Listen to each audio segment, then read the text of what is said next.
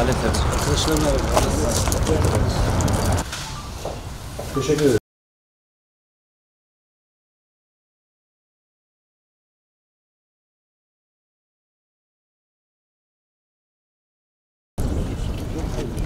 Buradan çıkış buradan veriyoruz. Çıkış buradan veriyoruz. Vatandaş oradan geldi çıkış yapıyor. Ana yolunu gitmek istedim. Yolun var. Yoldan her adamın arasına bağlıdır orası. Ha o kısa gibi bu 614 özelliklerde bir Aynen. şey.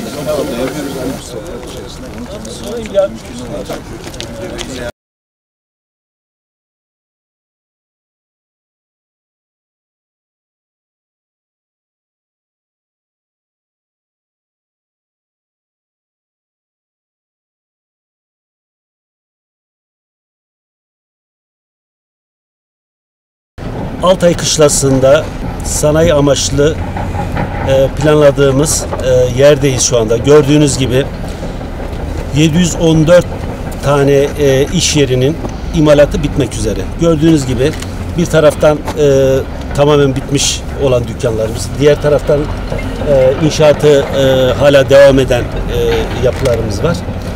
Şimdi inşallah kısmet olursa yükleniciyle görüştüğümüz, aldığımız bilgiye göre yüklenici firma bir ay içerisinde burayı teslim edebileceğini söylüyor.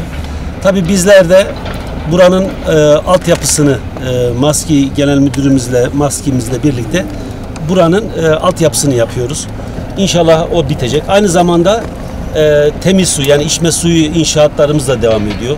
İnşallah biz kısmet olursa bu inşaatımızın bitişiyle birlikte altyapıyı da bitirmiş olacağız. Tabii burada toplamda 10 kilometre bir altyapı çalışması var. İçme suyu ve kanalizasyon çalışması var. Ve bunun şu anda bize maliyeti 72 milyon lira bir maliyeti var. Tabii aynı zamanda buranın yol çalışmaları da var. Yolla birlikte inşallah toplamda 100 milyonun üzerinde bir maliyeti olacak bu yatırımın. Şunu da ifade edeyim.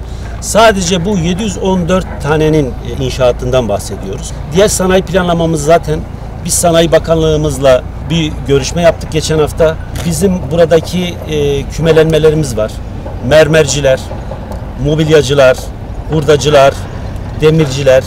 Bunlarla ilgili bir kümelenmelerimiz var. İnşallah bu odalarımız ve kooperatiflerimizle birlikte bunların planlamalarını yapıyoruz. Bizim belediyemiz de Sanayi Bakanlığımızla diyaloglu halde bir planlama çalışması yapıyor. İnşallah bu kümelenmeleri, bu kooperatiflerimiz ve odalarımızla birlikte inşaatı, altyapıyı da biz yapacağız kısmet olursa. Onlarla da görüşmelerimiz devam ediyor. Malatya'mızın Allah'ın izniyle sanayiyle ilgili sıkıntılarını böylece gidermiş olacağız. Hedefimiz bu. Malatya'mız için hayırlı olsun diyorum.